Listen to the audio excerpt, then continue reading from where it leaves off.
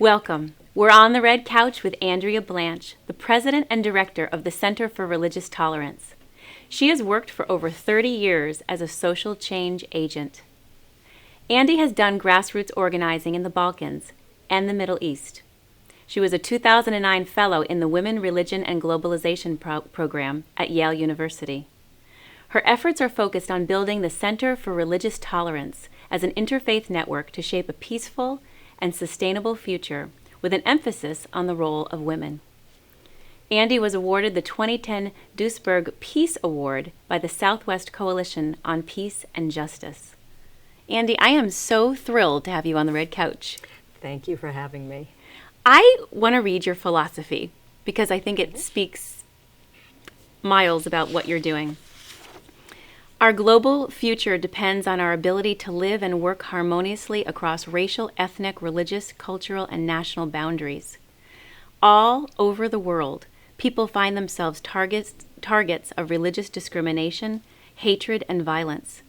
We work to overcome separation and difference by seeking what is common among different faiths and traditions. Our aim is to build a peaceful future by honoring and respecting our shared humanity. I love that. Thank you. I love it. And that's your philosophy. And what is your mission? Well, what we do is really pretty simple. We just try to find people at the grassroots level who are struggling to solve a problem and have an idea of how they could do it, really care about it, and then we try to figure out how to help them, how to wrap resources around their idea and their energy. How did you start? This is incredible. You started in Israel, I remember. Actually, yes. A group of us had gone to Israel in 2000, and if you remember, it was right after the Second Intifada had started there, and there was a lot of violence, bus bombings, and people were on the edge of their seats. People were worried that it was going to start another major conflagration. So we had expected to find a city of the city of Jerusalem and the country of Israel torn apart with hatred and violence. And certainly we saw some of that. But we also found a very deep and broad and effective peace movement that we had no idea even existed. Wow. People of all four faiths, because people sometimes forget about the Druze, which make an important fourth component in Israel, really devoting their lives to figuring out how to end the conflict and how to live peacefully together. By the time we got home, we realized we just had to do something about it, if nothing else, to help the people that were trying to do the work on the ground and to let people in the United States know what they were doing. So that's how we got started. So you told me a wonderful story about a fabulous woman named Ibtisam. Can you tell us a little bit about her story? Ibtisam Mahamid is her name, and I first met Ibti through one of our Jewish partners in Jerusalem, Alana Rosenman, who's a modern Orthodox Jew who does a lot of interfaith work there. Ibtisam is a traditional Muslim woman who was born in Faradis, a small Palestinian town on the edge of the Galilee. And as you're aware, outside of the urban areas in Israel, the Palestinian and Jewish towns and villages are quite separate. They have separate roads, and they don't interact very much. So Palestinian woman could spend her whole life without meeting a Jewish Israeli woman. Wow. Not unusual at all. So Ibtisam, traditional woman, married a man from her village, quite young, raised 3 children, and got involved in interfaith work, which really opened her eyes. And she had a dream that she wanted to help the women in her village. So when I met Ibtisam, I just fell in love, which is what everybody does when they meet Ibtisam. Her heart is as big as the universe. She glows with the love she has for her people, and you just melt in her presence. So we wrote a grant. She started a women's empowerment project in her village, and it is literally creating a revolution in northern Israel right now. Women who Well, in the beginning, she literally had to go door to door and talk the husbands of the women into allowing them to come to the program once a week. They were not used to leaving the family. Most of them didn't have a high school education. And for the first 6 months or so of the project, they literally didn't know why they were there.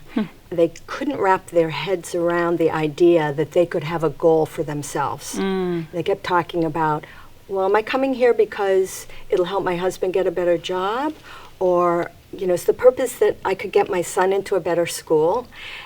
They simply couldn't get the idea that they could have a goal for themselves.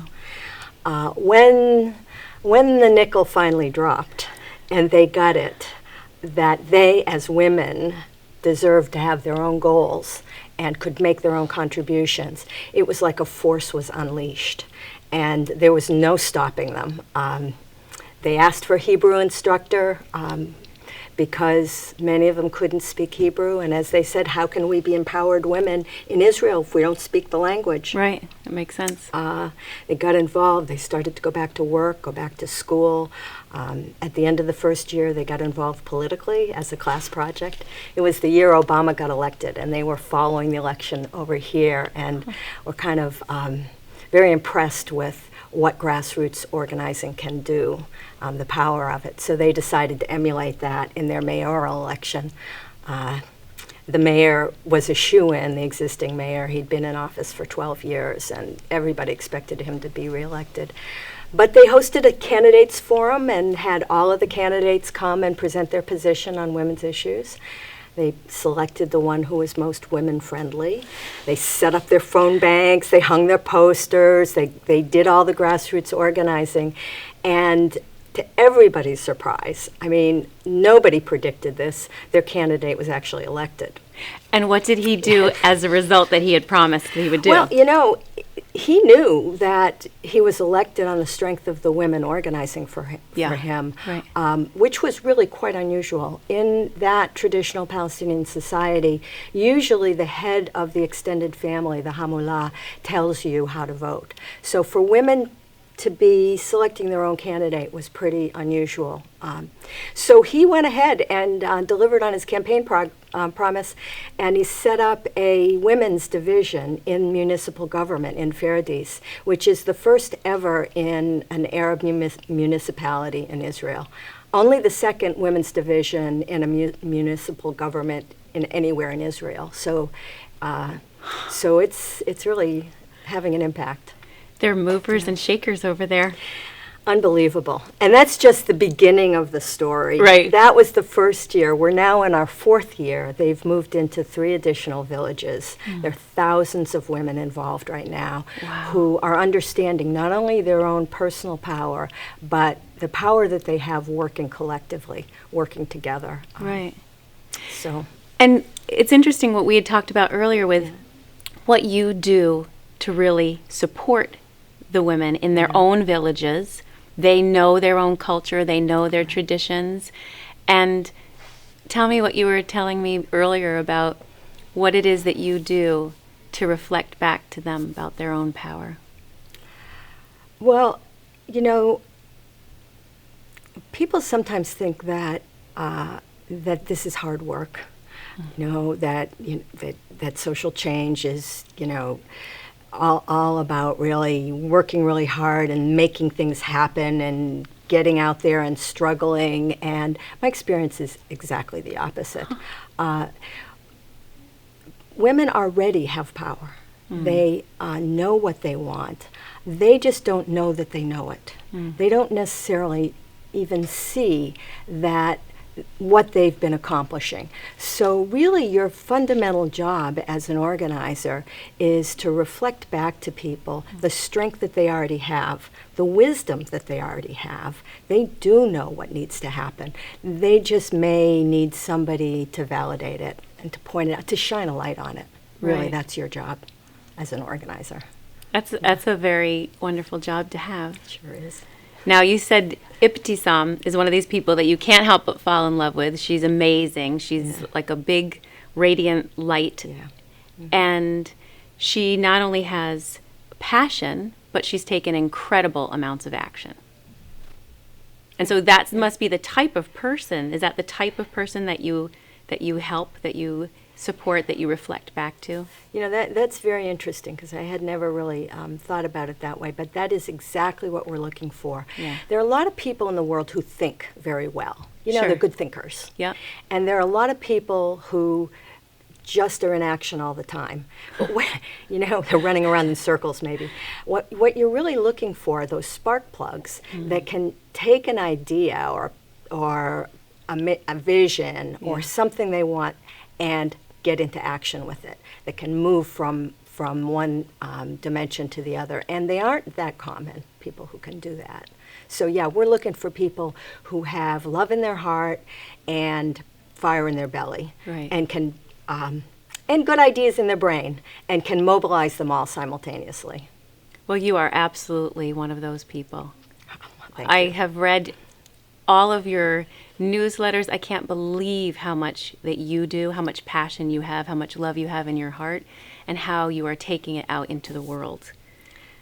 Well, thank you. That comes in large part from hanging around with the people that we're working with. Very humble of you.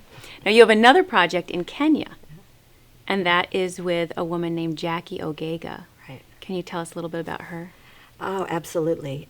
Jackie is another one of these women who you meet and you know that they're going to make a difference somehow, somewhere. Jackie currently lives outside of New York City with her 2 children who are in high school. But she's from a rural village in Kenya, and her intention is to go back there after her kids finish school over here.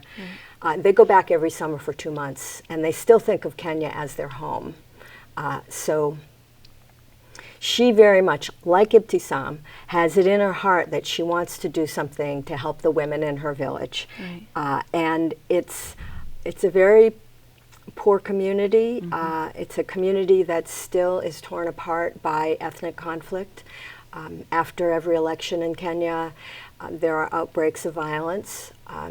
It's a community, the rural areas, I mean, we think there's a lot of international aid, big organizations, but according to Jackie, at least, most of those international aid organizations focus on urban areas because it's easier to get to. I mean, it's hard to travel, 10 hours outside of the city and then stay in a community where there's no guest house or no running Right. water. It's a more difficult thing. So there are very few aid programs. There's no maternal health. Oh, wow. The women don't have any opportunities for education. So she, like Ibtisam, just is going to do something for those women.